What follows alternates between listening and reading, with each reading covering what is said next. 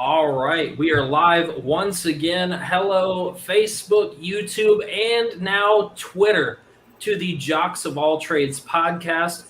I am Brad, joined by Kyle and Luke. Guys, as usual, let's just jump right on into it to The Buzz. What do we have in The Buzz this week? Well, our first thing is, did you watch that game last night? The Ravens and the Colts, which we're going to talk about a little bit later. Lamar had 500 yards last night. 500 yards, came back from like a 16-point deficit. Guys, is Lamar Jackson the MVP frontrunner? His team's 4-1. He's basically the entire team right now. What do you think? I don't think I'm allowed to answer that because I'm biased. Oh, yes, you are. There's a slight conflict of interest, but I'll go and say I need to see more performances like this. Well, I mean, somewhat like this. I don't expect him to get 500 yards a game for the rest of the season, but it's a great crown jewel to a potential argument, and I would just go, cool. Now just keep building on that. The reason Aaron Rodgers has won quite a few in the past is because he made it through multiple games, was able to make the argument across multiple games. If Lamar can do that, I think he's making a very excellent argument right now. Yeah, he already won an MVP, right? So we know he has the ability to do it. Mm-hmm. But the question is, can he pass the ball consistently? Well, I think last night you saw that. Again, we'll talk about it later in the highlights and everything, but that's been the one thing that's kind of been hurting him. It's funny because the Chiefs are kind of being figured out right now. Mahomes is a little bit, but Lamar Jackson, people said, oh, he's just a running back. Oh, he's struggling. Teams have figured him out. Last night, a very good Colts defense had no idea what to do with him in that second half. So it's looking pretty good for Lamar Jackson. We're talking about MVP, most valuable player. If you took him off that team, Brad, come on, that offense wouldn't have a shot. So next, Saquon, he got hurt. The entire Giants team got hurt. Joe Burrow got hurt, went to the hospital. What do you think about all these injuries? Are the Bengals going to hurt with Burrow? And are the Giants probably going to hurt without literally everybody? We're going to talk about the Bengals-Packers game a little bit later, but from what I've read up on Burrow's injury, they believe that he should be ready to go again by the next game. It was a throat contusion from what I've read up on, and so just being hit hard, probably got his helmet twisted weird, I'm guessing, something like that. So he should I think he lost his voice at one period. So it was just a weird hit. I think he just needs a couple days to make sure his voice box and his throat just kind of get back into shape. And then I don't see him missing a ton of time. Now, the Giants, on the other hand, it's sad because Saquon was just looking like he was getting back into stride. And then to suffer a relapse is just, if you're a Giants fan, it's depressing. If you're a Jets fan, well, at least now we're not the worst team in New York. But it still might be, actually. Yeah. It's sad. It's sad, really, because it really is. Saquon was your one shining light if you were a Giants fan, and that's kind of been ripped away from you. Brad, what do you think? The Giants starters are basically a JV team, so I didn't really believe in them to begin with. So now we're on a real JV team. No real hope for them to win that division. Take your first overall pick and run with it. Burrow is hurt again, and my criticism is going to continue of not taking an O-lineman instead of picking Jamar Chase. You still have plenty of wonderful options at receiver that I don't understand why it wasn't plausible for them to take an O-lineman. So that's totally up to them. But just seeing Burrow hurt again, whether it is short term or not, just kind of proves that they are not protecting him nearly enough. Yeah, and not even those guys. Njoku got hurt. Max Williams got hurt. Derek Carr got banged up a little bit. Trey Lance got banged up a little bit. DeAndre Swift did. Chase Edmonds, Dalvin Cook still. Jimmy G, obviously still hurt. So just a lot of guys that have gotten hurt and really not coming back. Juju out for the season as well. That just came out. So that's going to hurt the Steelers a little bit, even though I think he's overrated. But, yeah, a lot of injuries. Just really, really tough to see right now in the NFL. But, listen, guys, next man up mentality, that's what every team says. So we'll see who can deal with these injuries the best. Speaking about injuries, Travis Kelce's hurt. And just the Chiefs in general are a little banged up. Clyde Edwards-Helaire got hurt. But Sunday night, guys, they lost 38-20. I mean, the Bills just dominated that game from start to finish. Guys, I'll start with you, Brad. Are the Chiefs in trouble? Not to overreact, but absolutely. That's bad. I think Tyreek got banged up too. So Tyreek, Kelce. A little bit. They expect him to be back for the next game. Right, but that still leaves Patrick and like nobody else in case that doesn't happen. Here's the difference between Lamar Jackson and Patrick Mahomes. Patrick Mahomes has always had a good team around him. Lamar Jackson has always had a okay team around him.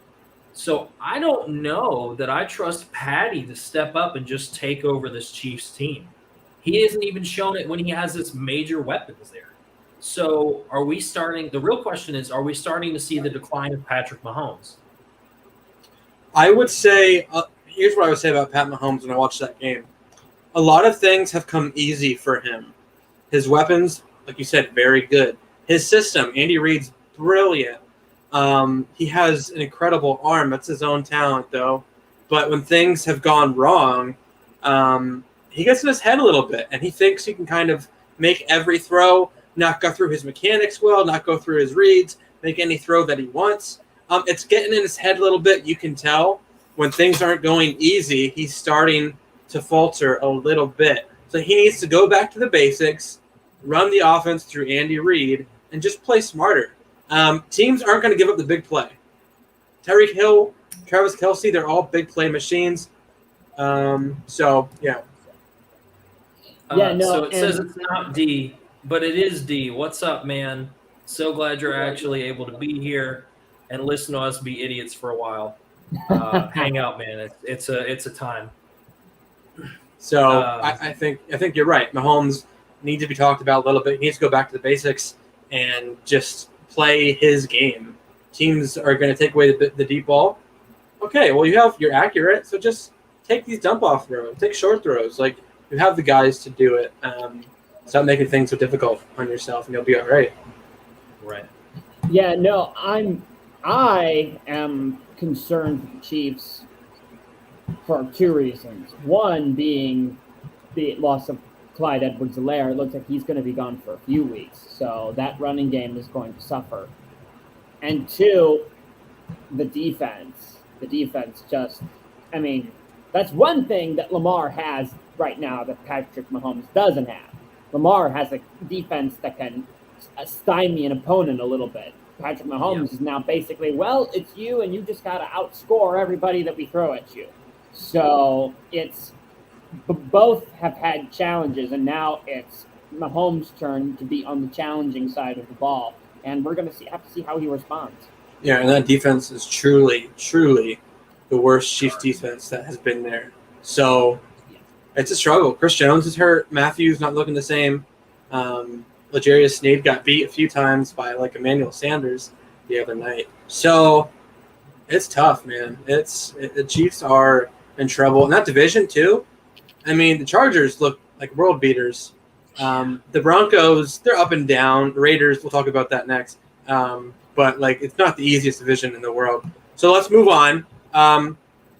Breaking news. I'm sure you saw it. I'm sure you've tweeted about it or read about it or watched about it. John Gruden is out as the head coach.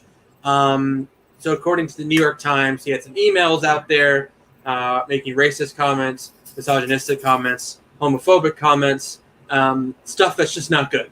I have a full opinion on this that I've thought about in my head for a while because I want to come off, the right way, the correct way about this. Do you guys want to talk about it first, or you want me to just spill all my thoughts out there? Okay. Go ahead, bro.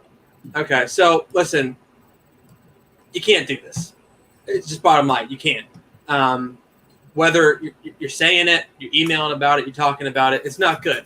I don't condone any kind of racism, any kind of sexism, or being homophobic. It's all wrong to me, and it should always be wrong for anybody that's, has a brain. You can't do it. He should be fired. If I was in a job and I talked about my boss or talked about coworkers or talked about the person down the street in a way like that, and my boss found out, I would be terminated, and rightfully so. That's just the bottom line, rightfully so. However, my issue is not with the firing, should have been fired.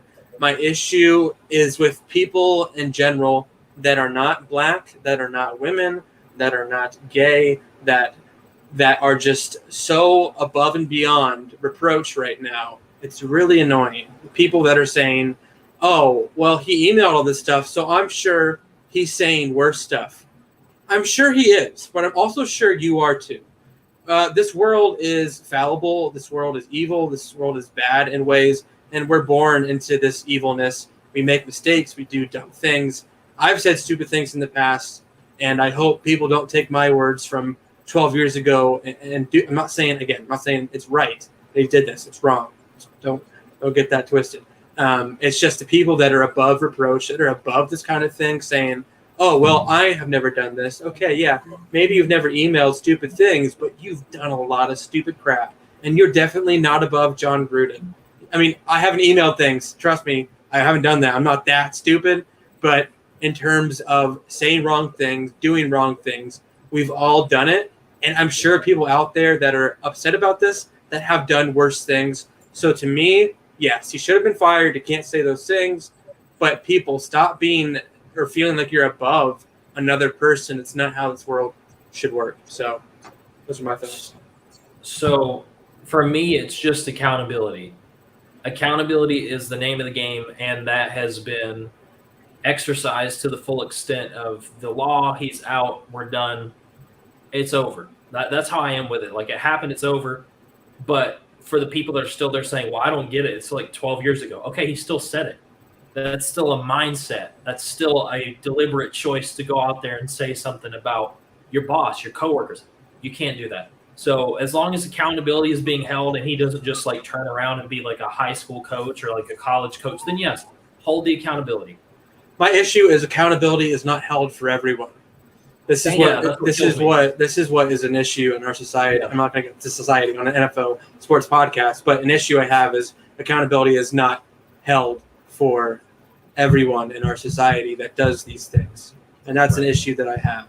I'm all for accountability. I'm all for making right out of wrong. I'm all for learning, progressing, saying you're sorry.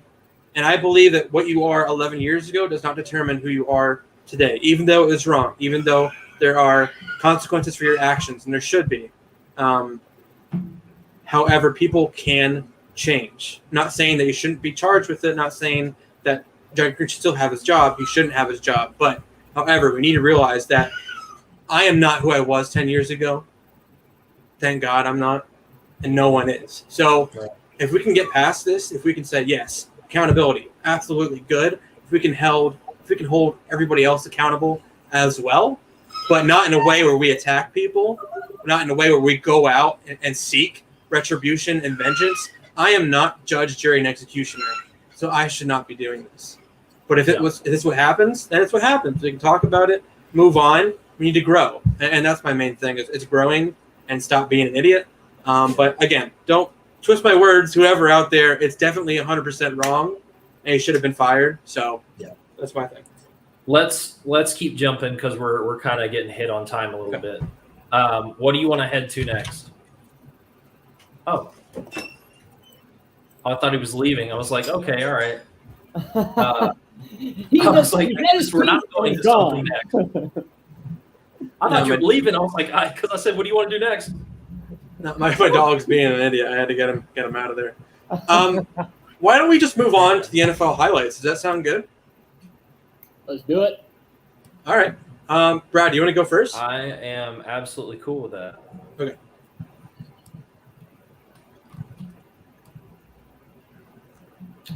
I would love to go first if the stream will come back for me here in a second. A lot of awesome games. Brad will be talking about the Ravens and Colts. I'll be talking about the Chargers and Browns, and Luke will be talking about the Packers and the Bengals. Yes, sirree, Bob. It's going to be a fun time. Brad is working on getting the highlights of the games up. Just Brad, what do you think? Not Brad, Kyle. What do you think were your main takeaways from Week 5 of the season while Brad is working on technology? That we're starting to see who are really the top dogs and who are not. We're starting to see the pretenders and the contenders. Like the Panthers, probably pretenders. Broncos, probably pretenders. So. Yeah. Bard. Yeah, we actually straight up lost Brad. We're going to try to get him back. No, I would definitely agree with you. We're starting to see the pretenders and the contenders start to come to the forefront. Some of these teams are looking very good. Yeah. So I'm very interested to see those teams, those contenders, start to play each other and start to see the cream rise to the top. Brad, we lost it for a second. And he might still be gone. So why don't I'm just going to start going off of what I got from the Bengals-Packers game. Okay. Bengals-Packers. Again, Aaron Rodgers just being an absolute beast throwing the ball. Had over 300 yards passing and was able to keep the Packers in it even when the game was close. And it's like Mason Crosby finally able to put one through the goalposts to win it on like his fourth try. So many missed field goals. Oh my gosh. Yeah, no, it was crazy. But I do want to say, I mean, before he got hurt, Joe Burrow looked like he was doing a good job. I mean, he was over 200 yards passing, threw 2 touchdowns, and threw 2 interceptions as well. But, that team is still growing. I just want to see. So what I'm saying is the Bengals, they are trending right now in the right direction. So for so long, they were the laughingstock of the NFL. And now they're starting to really trend in the right direction. They're no longer a joke. They're actually probably right in the middle of the pack. For sure. I'm going to be very excited to see how they move forward. And the way they move forward, I think right now, you have to continue to build that O-line.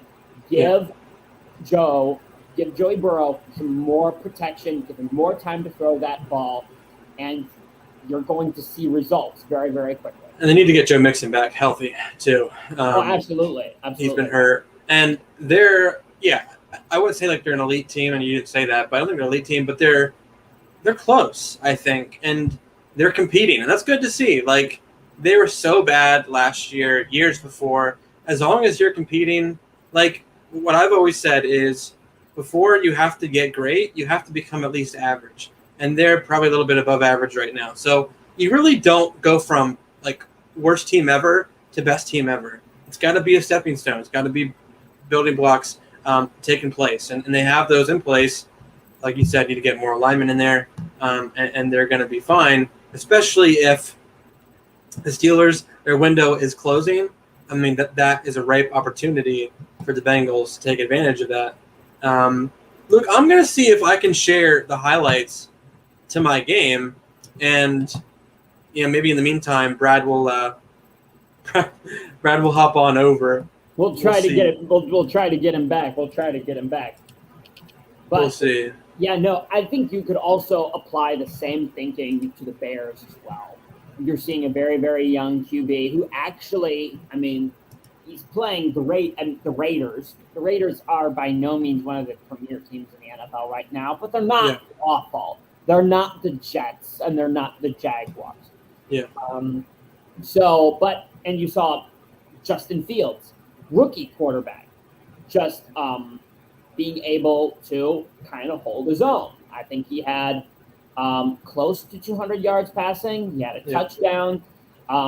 And that's with an O-line that's completely trash. If I'm Chicago Bears, it's also build that O-line. Because once you have that O-line, Justin Fields is showing that he has what it takes to win football games and to play at a great, if not elite level.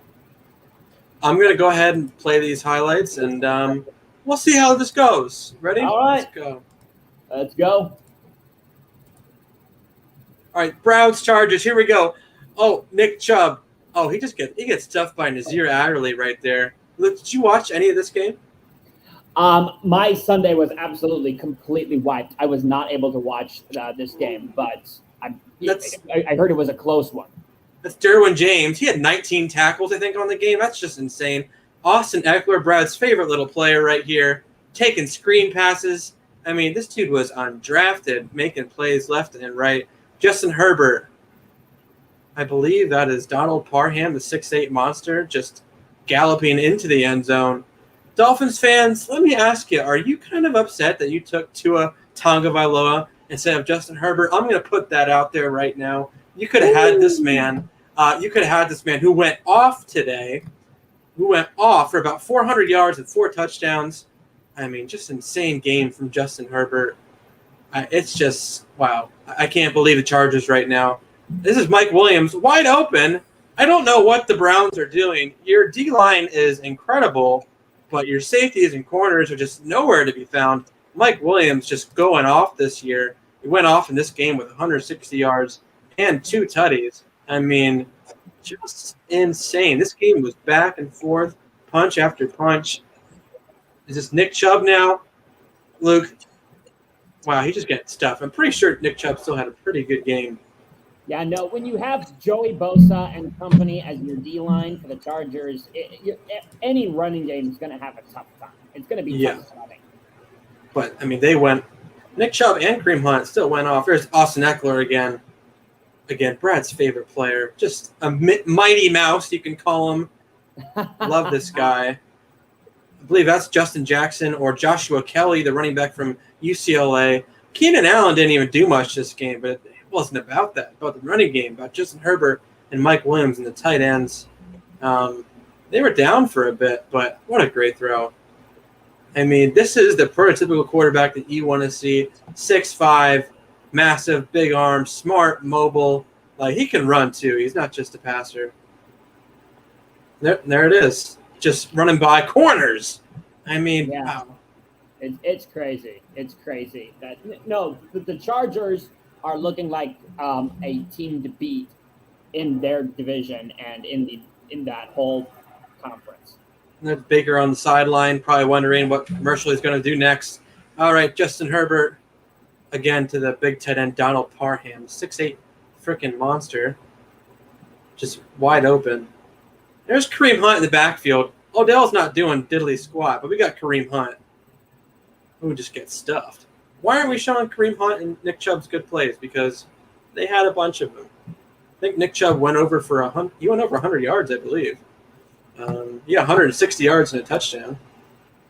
Not showing that, I guess. It was a crazy game. It was very crazy. Look, running to his left. Wow. This dude is unbelievable. I think QBR rating, right? Oh, this is another wide open.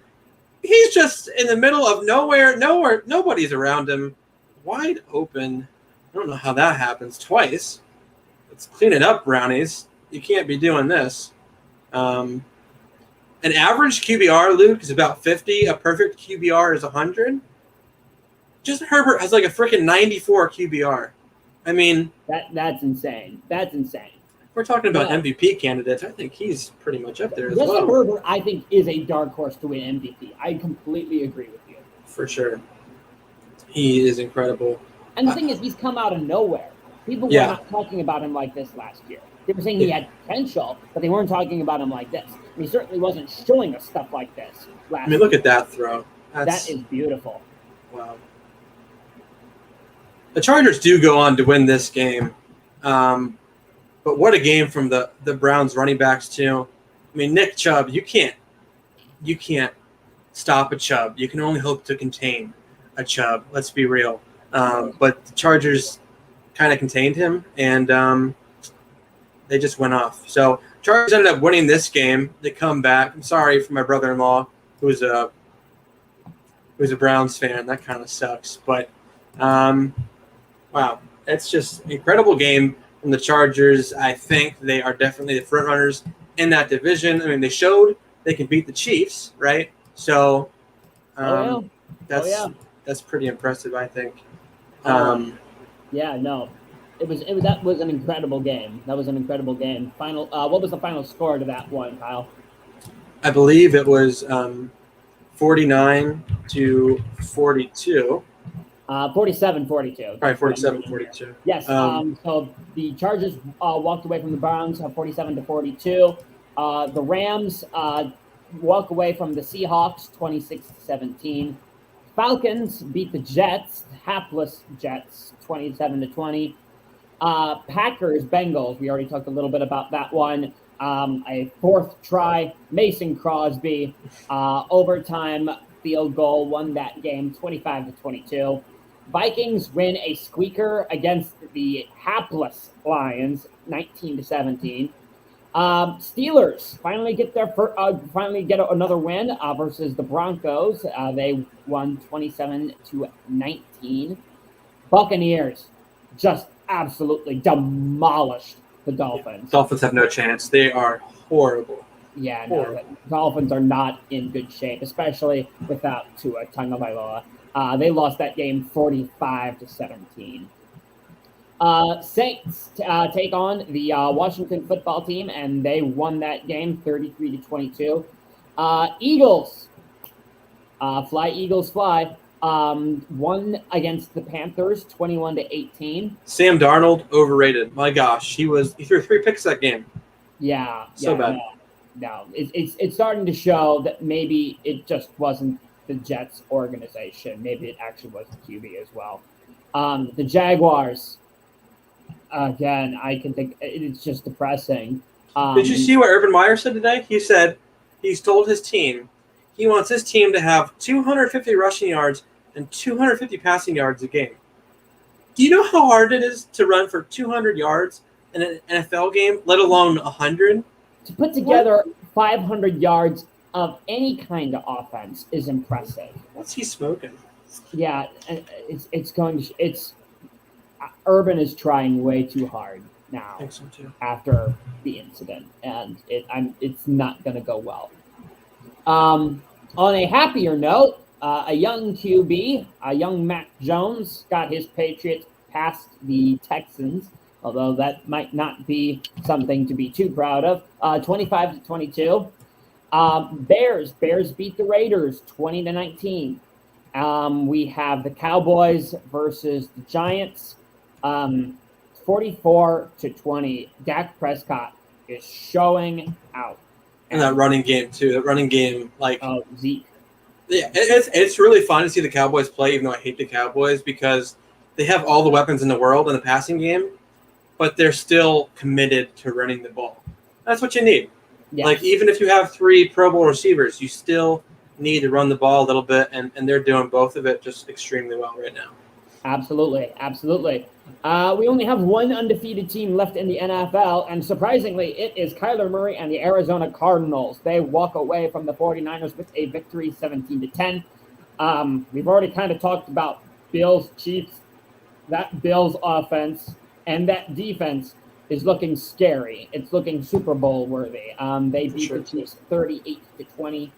And finally, the Monday night game, an overtime win for Lamar Jackson and his 500 yards of offense against the Colts. They walk away 30 winners at 31-25 in overtime.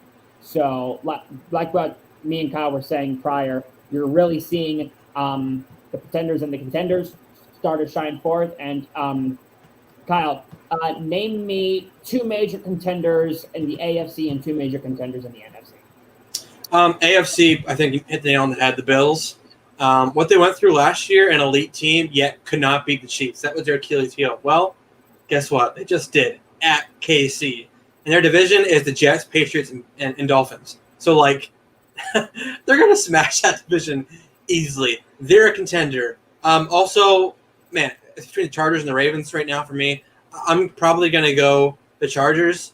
I love what they have on their D-line. I love Derwin James. And Justin Herbert is just on another level. They can pass the ball. They can run the ball. But Ravens are really close behind. In the NFC, I would say the Cardinals for sure, just because they're 5-0.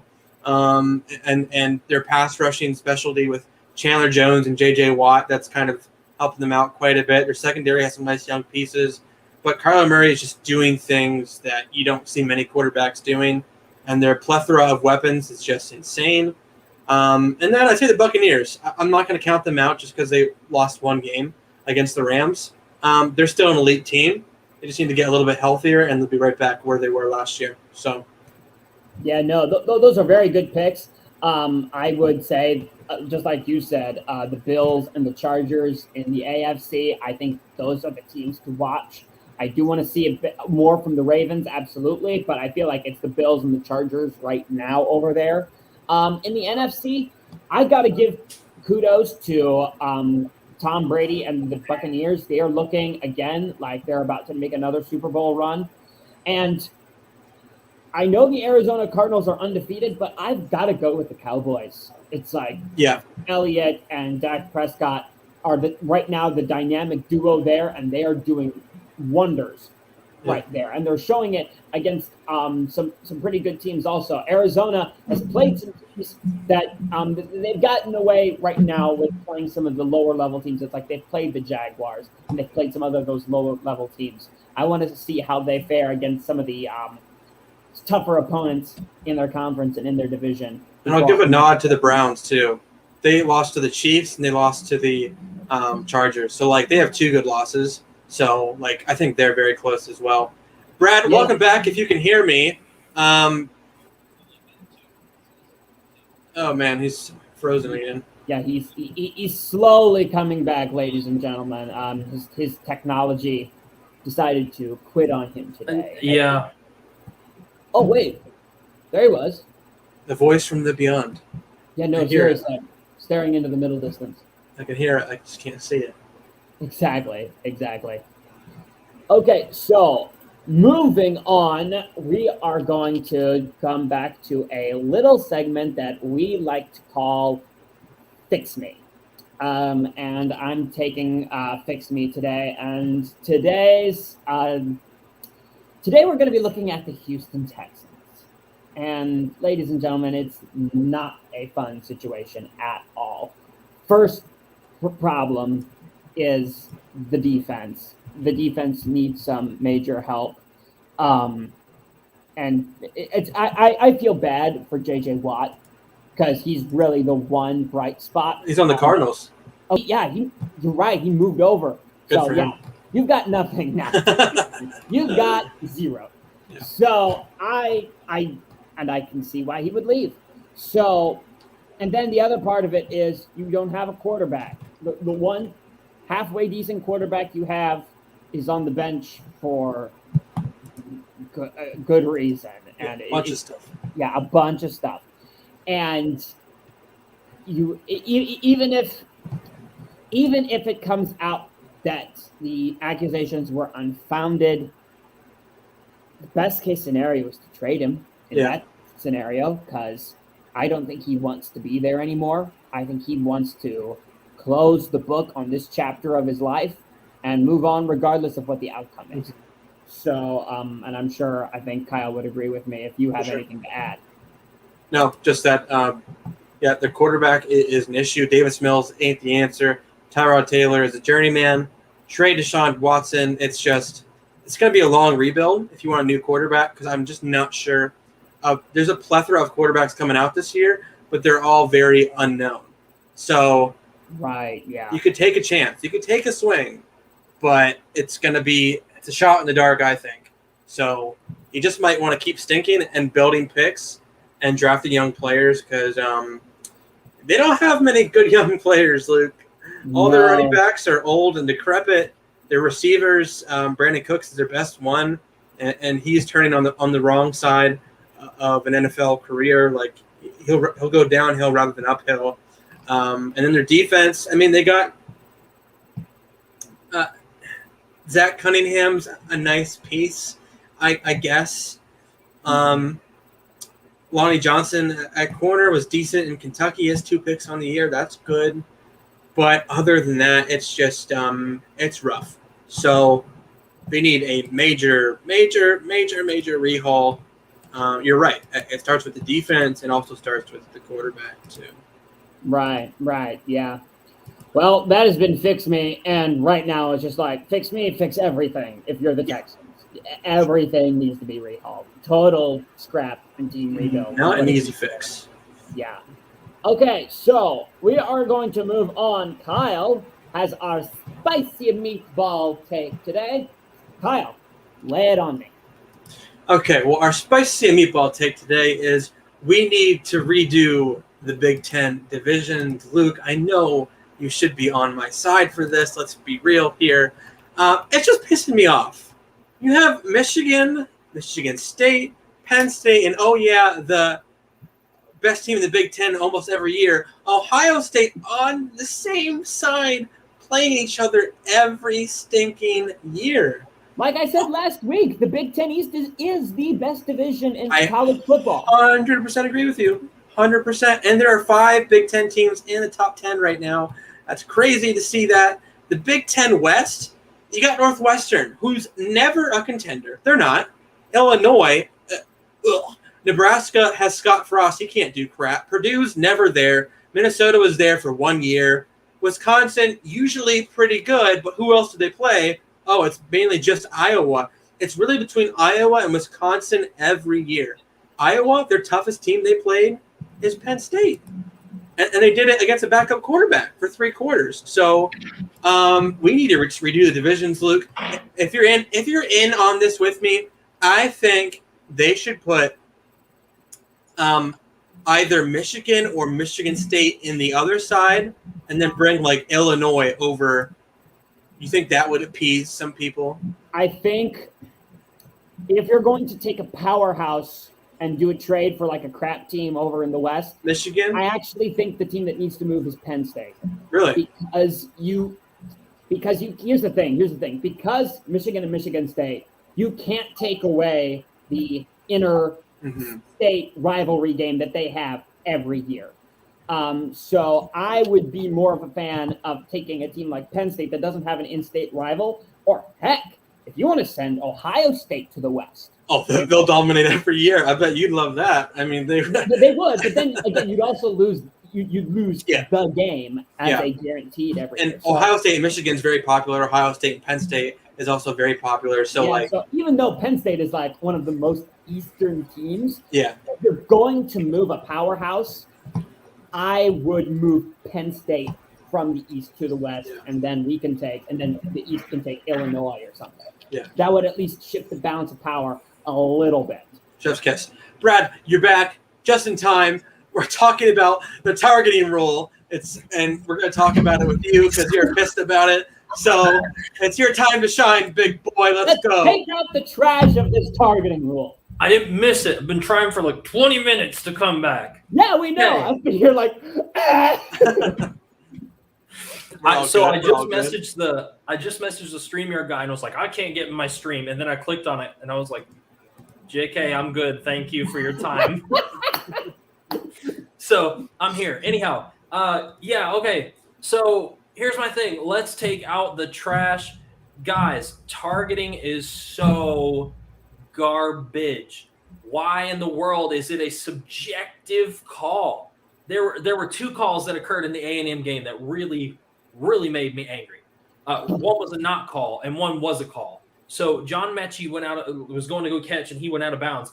As he's going out of bounds, an A&M guy headbutts him in the back. And I'm like, you can't do that. But then when an A&M player hit, and it was Billingsley. Billingsley was going to the ball, and the guy. Oh no! So why is it such a subjective call? Is it a fair call? I don't think so. I think if targeting is going to happen, 15 yards should be the minimum. That should be the bare minimum, 15 yards for sure. But ejection is so stupid. Either call it every time it happens or don't. Yeah. Like, there shouldn't be an in-between. No. Okay, here's something that I've heard, and I really, really like it. There should be 2 tiers to targeting, where you have targeting 1, which is the default, and it's 15 yards, automatic first down. That's it. Everyone gets to stay and play, unless you get another tier 1 targeting, in which case then two is a habit and you're out. Then you have targeting 2, and targeting 2 requires that there be clear video evidence of intent. See, that's hard though. Intent is a little bit subjective. I think you're right on the money with tier 1, tier 2. I think if there's clear head to neck, head to head contact, lowering, like, not even if you're lowering your shoulder and then you hit a guy's head, to me, that's football, man. If you're lowering your shoulder, that's how you're supposed to tackle, with your shoulder first. And people do that and they get called for targeting. I still have nightmares about the 2019 Fiesta Bowl, the targeting call against Sean Wade on Trevor Lawrence, when Trevor Lawrence is literally just ducking and gets the helmet-to-helmet contact or whatever happened. And it changed the course of that game. But I just go, there shouldn't. Here's what bugs me. Yeah. It also seems to be preferential for certain teams. Like you just said, Clemson, A&M, everyone and their mother wanted A&M to beat Alabama. You had a clear targeting call, and they reverse it, which would have put us in the red zone. We may have scored. That may have changed the difference of the game. And that makes me so mad. And also, maybe, like, you should amend it to, like, if you have, like, 3 targetings in a year, then you can suspend him. Then it becomes a habit. And you're like, oh, okay. And this guy routinely does this. Then you can suspend him. It happens once. Sometimes it's just a fluke. And you get rid of him for a game. And then if he does it in the second half, he's out for the first half of the next game. That's totally unfair for me. I hate that. You're right. They need to amend it. It's very subjective. I think they will, because the press about the targeting rule in college football right now is atrocious. People hate the rule. It's like big media people within college football agree with you, Brad, that there should not be an automatic ejection if a guy tackles with bad technique and didn't mean to, or if, like in the Sugar Bowl last year, Ohio State, Clemson. I mean, I was cackling about it because karma. I felt like karma. But Skalski trying to tackle Justin Fields tries to spin. And so what Skalski was aiming his shoulder for, all of a sudden shifts and he hits it right in his head, gets ejected. That shouldn't be. 15 yards. Fine, but don't eject the guy. So, it is a trash rule and needs to be amended yesterday. All right. I think we all are in agreement there. Let's go to Flashbang. I will run Flashbang because I love asking both of you questions. And again, you get 1-sentence responses. So, Luke, Josh Allen or Patrick Mahomes? Patrick Mahomes plus a defense. Kyle, same question. Josh Allen, because he has an offense, weapons, and a defense. Yep. Kyle, Alvin Kamara or Derrick Henry? Derrick Henry, because the train cannot be stopped. Luke, same question. Derrick Henry, because more powerful than a locomotive. Here's the fun one for you. Luke, Devontae Adams or Mike Williams? Mike Williams, because he's been winning fantasy games for me all year long. Kyle, same question. Devontae Adams, because he won all my fantasy games all year long last year. Yeah. And the last one, I'll answer this one too, but I'm going to ask you guys first. Kyle, Reese's or Kit Kat? This is controversial, but it's going to be Kit Kat. Oh. Luke, same question. I'm going to be even more controversial. Sour Patch Kids, because I don't like chocolate. Yeah. Chocolate, get out of here. What are you I doing? knew that already. I knew that was going to happen. And then I'll be the last controversy and say Reese's. Suck it. With that being said, let's do a quick overview of the top 10 this week. We have a new number 1, which hurts me inside to say this team's name, but it is Georgia. Georgia beat number 18 Auburn, and they moved to 6-0. Iowa beat Penn State 23-20. They moved to 6-0. Cincinnati beat Temple 52-3. What a hard game that was for them. 5-0. Oklahoma beat number 21 Texas. Spencer Rattler got benched. Alabama lost to Texas A&M 38-41. They moved to 5-1. Ohio State beat Maryland 66-17. They moved 20-23. They moved to 5-1. Michigan beat Nebraska barely 32-29. They moved to 6-0. Oregon had a bye this week. They are 4-1 currently. And Michigan State beat Rutgers 31-13 and moved to 4-1. There's a lot to talk about there. Pick one game, and please don't pick the one that we're talking about next. Okay, I'll do it very quickly. Penn State, Iowa. Iowa, you only won because Clifford got hurt after the first quarter. We had 17 points in the first quarter. We would have easily won that game. Also, Iowa fans, when you're booing when our players are hurt, that's insanely horrible and stupid. You guys don't run an up-tempo offense. Why would our players be getting hurt on purpose? If you're running up-tempo, high-tempo, no huddle, then yeah, it makes sense for you to boo, but you're not. You're a run-first team. Stop booing. Learn football. Number 3, you're number 4. Sorry, Penn State was number 4. You're number 3. If you beat a team that's ranked lower than you, you don't storm the field. So Iowa, I know you wave to kids in the cancer center. That's really sweet. But also then you start booing our players when they're hurt. That's not so sweet. So figure it out, and I hope you get murdered by Ohio State in the Big Ten championship, because I think that's what's going to happen, or you lose to one of these crap teams, because you are so overrated. It kills me. Hate it. My prediction: they'll lose to Michigan State. I don't know if they play Michigan State. If not, then Michigan. Fine. Right. I'm going to talk about the Oklahoma game, but unless you wanted to save that one for later. No, go ahead. Yeah, no, the Oklahoma game. I do want to issue a quick correction to what has been said. Michigan State is not 4-1 currently. Right now, they are 5-0. They are undefeated in the Big Ten currently. Oh. So, wow. Right now, Oklahoma, I was so happy in the first part of that game because I thought that we weren't going to have to worry about an overrated, crappy Oklahoma team being undefeated anymore, and we all have to give them the benefit of the doubt. And then they go and take out Spencer Rattler, and they put in Caleb Williams, and that man dealt. Holy cabooses! And he won him the game in incredible fashion. And I just go, okay, are we going to see a change and all of a sudden domination from Oklahoma with Caleb Williams maybe starting? No. I don't think so. The offense might be better, but you still gave up 48 points to Texas. So I look at that and I go, right now, just from the improvements that we've seen in Ohio State's defense, I'll take Ohio State's defense over Oklahoma's defense. So it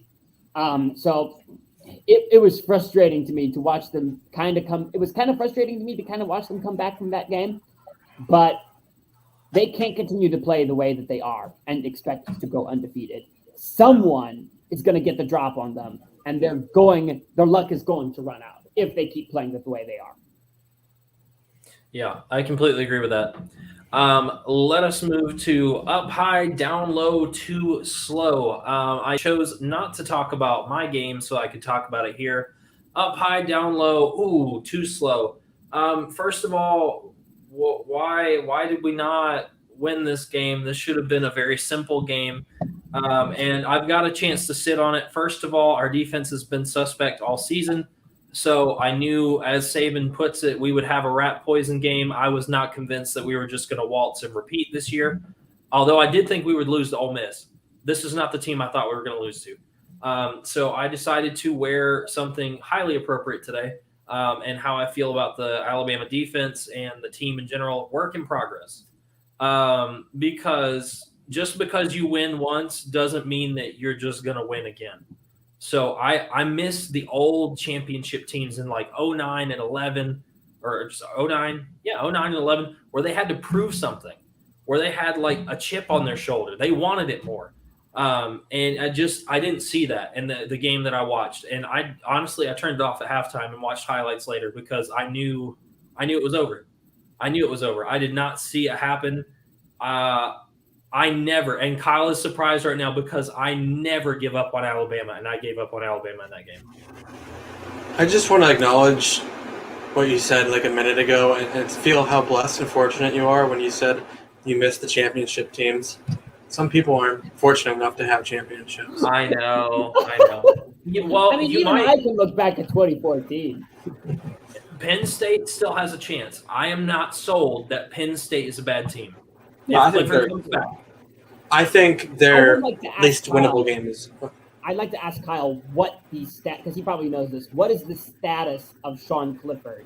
Is it a bad injury, or do they expect him back relatively soon? So he did tweet out, he posted on Instagram #BTB, which is back to business, I believe. So I think he'll be okay. They have a bye week this week, so he has some extra time to rest. But Penn State in general, they are very secretive when it comes to injuries. They'll rarely ever tell you what injury they have or how long. So I think he will be back. And they play Illinois, so you don't have to plan for that long, I wouldn't think. So, I think it's all about gearing up for Ohio State, baby. So I was going to say, let me make two more comments and then we'll move on. So I am not fully convinced that Penn State is out of it. Again, if Penn State beats Ohio State, you'll be in the top 3, first of all. Second of all, I'm frustrated with Alabama, but I'm not sold that Alabama's out of it. And you know who loses to us all the freaking time? Georgia. So if we beat the number 1 team and we're not in the top 4, I'm going to be a little mad. No, yeah, you'll be back up there if you beat Georgia for sure. Yeah. And Ohio State will be up there if they win the rest of their games. So. I will say this, and these are two related things. It made me it kind of ticked me off big time when Ohio State lost to Oregon, a ranked team, and at the time they were ranked at least within the top 15. And Ohio State dropped 9 spots. Alabama loses to an unranked team and drops 4, not even out of the top 5. So I just go, this is slightly sus to me. Plus it's not. It's not. If you put Alabama against Ohio State right now, who would win? Ohio State. Wrong. 1,000 times wrong. I don't know, man. I think it'd be a good game. Talk to me. You said that the Alabama defense has been sus all year. How are you? So what? You struggled with Akron. Texas A&M. How are you supposed to keep up with You struggled Garrett with Wilson and Jackson Smith Akron. and Jigba? Well, you lost Texas A&M, so You struggled with Akron. Dude, Ohio State right now is totally different against than it And was 3 weeks ago. Toledo. Both of them. Dude, You first of all, shouldn't be where ranked. We played Tulsa and we played Akron.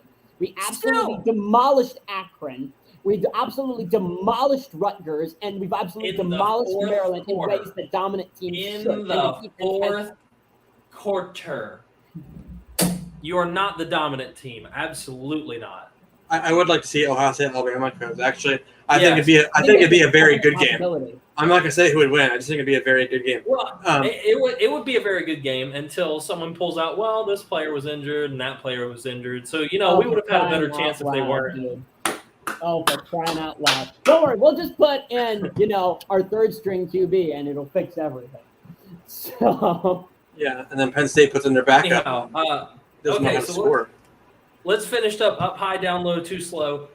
Mason Crosby, up high, down low, ooh, too slow. Yeah, I guess you made the game-winning field goal, but how many did he miss, guys? Because it wasn't one, it wasn't two, it was three. How do you miss 3 field goals against the Bengals defense? It's retired.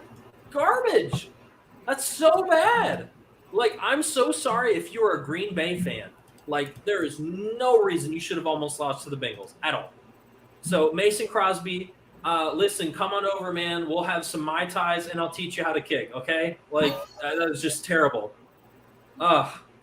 Alrighty, Let's move on to Jock, Paper, Scissors. I will ask you guys these ones real quick. These are some of the teams that are – that's 4, Kyle. That's 6. No, there's – hang on. All right, so the first one is Buccaneers, Cardinals, or Rams. I got you. Me, Buccaneers, because Tom Brady. And then you have the Cardinals, again, just – I know they're undefeated, but just from some of the teams that they've played, I don't think they've played spectacular competition yet. I want to see them against some of the premier competition within the NFL. And then the Rams, I'm not fully sold on Jared Goff. I'm sorry. It's not Goff. It's Matthew Stafford, and they beat the Rams. I'm such an idiot. Matthew Stafford makes it better. Matthew Stafford makes it better. But, I'm not up with the time. Pappy brought him up there. Yeah, where's that sus takes with Luke banner that we had? But still Bucks for me. Okay, Bucks. Yeah.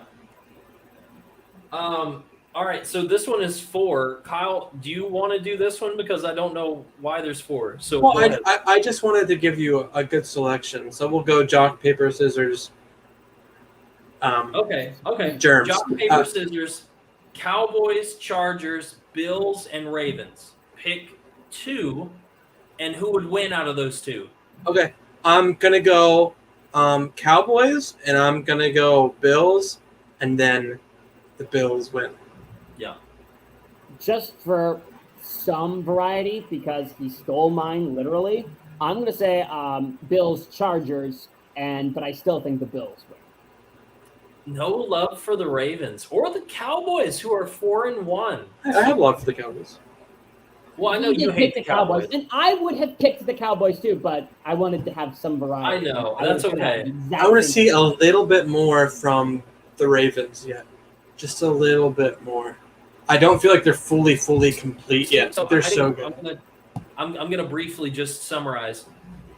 Lamar Jackson is that entire team. I'm tired of hearing people say that he's not a quarterback. And if that dude has pulled us out of 2 games, lost the Chiefs and now the Colts. So I'm not convinced that this Ravens team is not good. I'm just convinced that the Ravens team is just Lamar.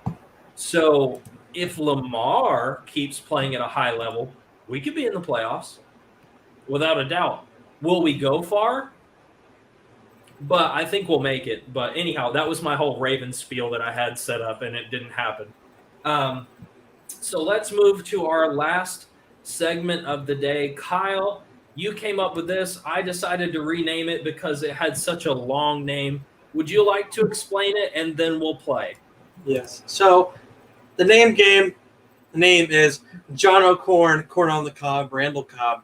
So basically what we're going to do is we're going to come up with a random player or a list of random players, choose one of those players. Then we're going to connect that player's first name or last name to a random item, random not sports associated person. And then from that item, we will connect another athlete.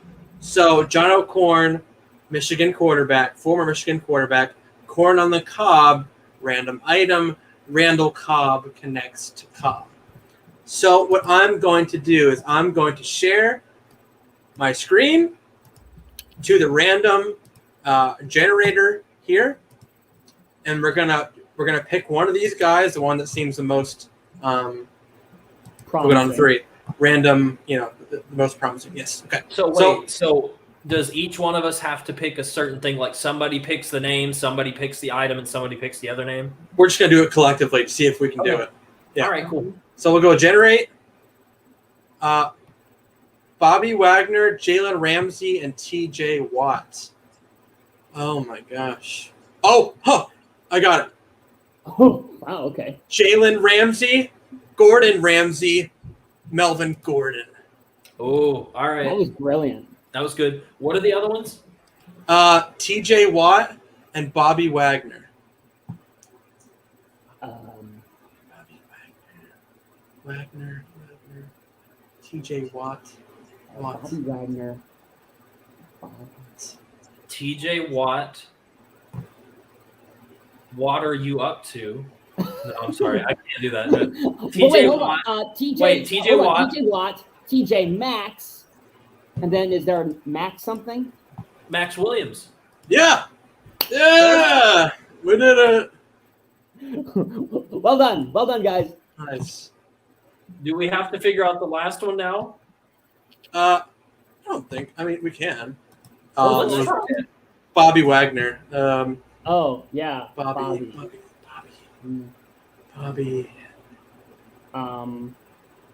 Wagner. Bobby Wagner, Richard Wagner, the composer, the classical composer, and then Richard Sherman. Richard Sherman, yeah. Oh, yeah. Love it. All right, so that is the John O'Corn, Corn of the Cob, Randall Cobb game.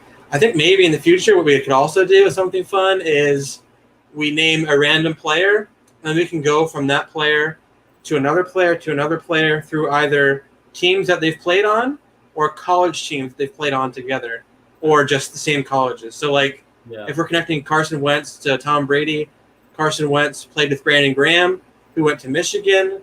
Tom Brady went to Michigan. Yeah, okay. Please let us never select Tua Tagovailoa. No. Or DJ Uyangalale. Yeah, no. Anyways, thank you all for hanging with us through our technical difficulties and everything aside. Again, so wonderful to put this out for you guys. Happy that we're now on Twitter. Hi, Twitter family. And we will see you all next week. Bye. See ya. See ya.